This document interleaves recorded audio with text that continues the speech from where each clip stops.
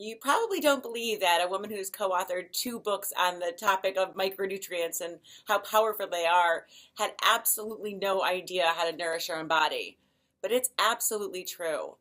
And I want to share this with you because I had so many emails from you all telling me how you don't feel that maybe I could relate to what you're going through. But I'm here to tell you, you don't have to be ashamed about the mistakes that you might have made, but maybe not even caring about your body up until this point.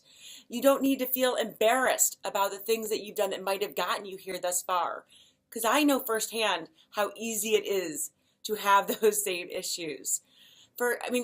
Likely you are like me and you just got really busy with your work and you didn't have time to make a really great meal for yourself. And maybe you just grabbed some coffee or skipped a meal altogether or grabbed takeout. You probably thought to yourself, well, what's the big deal? What's this really going to do to my health? Well, I can tell you it can do a lot to your health. And I know this because when I was 20, I lived that life. I had an amazing career that I had set up for myself. I was living in New York City in a high-rise apartment. I owned my own PR firm. And I was so super excited because I was getting dressed by celebrities and I was dressing celebrities. And it was a great life. And I was taking care of this big company that was my baby, but I wasn't taking care of myself. And maybe you can understand this.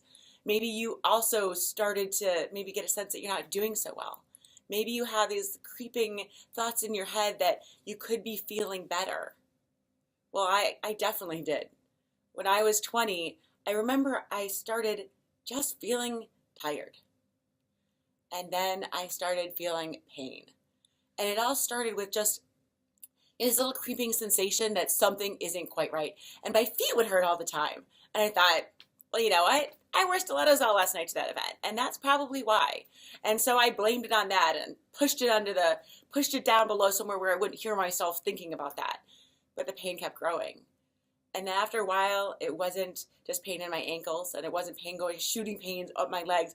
It was my hips. And like there was this rotating pain on my lower back and my hips that was just debilitating. And again, you think, I'm really overdoing it. I always wanted to be thin, and that was so important to me that I went and I worked out really hard a lot, and so I would blame it on that. I shouldn't have been doing all that working out, and that's probably what did it. And I tried to hush myself. I tried to hush my own thoughts. And it just got worse. And it got to the point that I wasn't doing my job anymore. I was being a poor employee to myself. I couldn't make myself go to the event, so I would hire somebody else to go to the event in my stay and make an excuse why I couldn't be there. And I was working from my computer in my apartment all by myself, totally separating myself away from everyone else in the world. Because I was so ashamed. Like, how could this happen to me? And what would happen if everyone found out? I'm supposed to be this image of this really healthy woman wearing these outfits and going to these events and trying to be really powerful, and I couldn't fake it anymore. And I wasn't sure if I would have the clients. I wasn't sure if that would be okay. And so I just shut up and I just let myself get worse.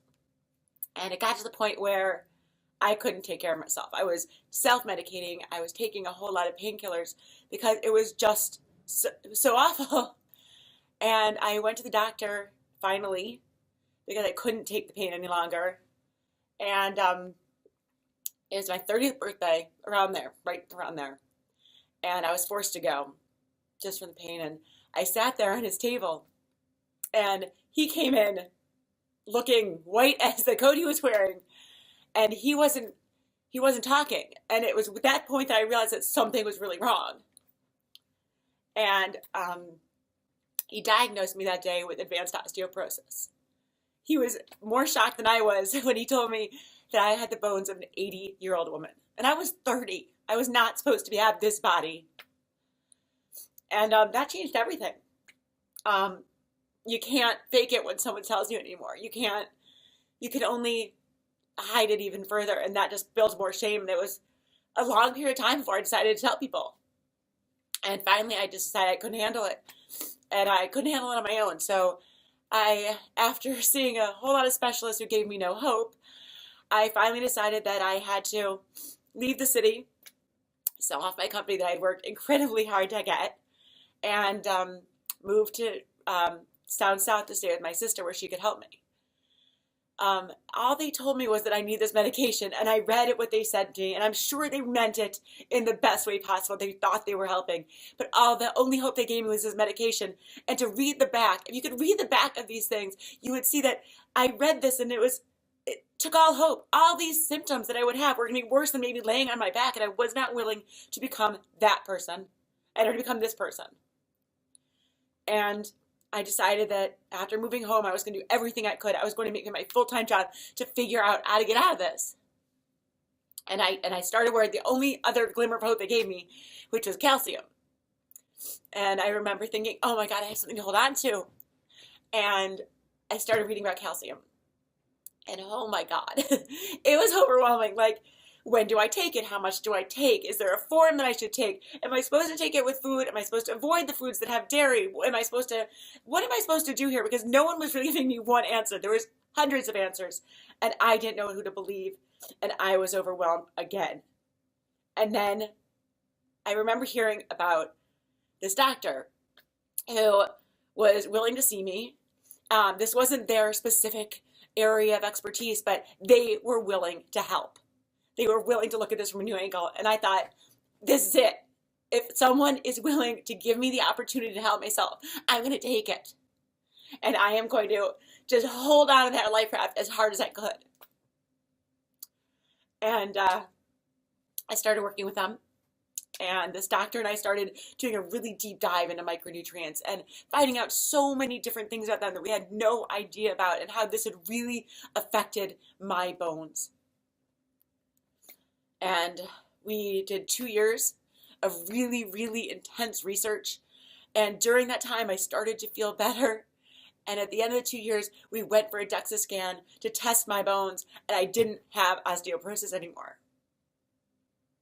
It was the simple power of those micronutrients that helped me to heal myself. And we were so committed to making sure the word got out about this. Not only we were committed to that, we became pretty committed to each other. And we got married. That's not promising that for everyone, but we got married, and I've been together for 12 years since, and we traveled around the world for 7 years looking at how these micronutrients affected other people's health and what they were doing to people all over the world, good, bad, the ugly. And that's what we decided to pour our heart and soul into. And in the meantime, we started to, in order to get me healthy, we had to learn about the supplementation of these things, and that led to creating a supplement. But we didn't create a supplement because we wanted to create a supplement company. That's the last thing anyone wants to do. Once you learn the business of it, it is an unscrupulous business where it is so difficult to do things right, and that's why I don't even blame manufacturers sometimes for not giving the purest or the best. It's a very difficult business, but we felt we absolutely were obligated to do this because we saw that nothing else would have helped me. And because of that, we knew that the key to the micronutrients that we had discovered, this anti-competition, the fact that specific micronutrients, when taken together, can't be absorbed at the same time. They just fight for receptor sites. And it seemed so obvious, but no one was doing it. And so we wanted to do it. And so we started the supplement company, and we created nutrients. We just didn't want to be another person out there allowing inferior products to get out. And I guess I'm sharing this with you because if you feel any of those symptoms creeping in, you can do what I did right now. Take the life raft I'm throwing you. Because it is just that simple. It's you getting the power of the individual micronutrients to allow your own body to heal itself. You can become this superhuman healing machine if you are feeding the body what it needs. And what it needs is micronutrients delivered in the right forms at the right times, separated from each other. We really want you to succeed.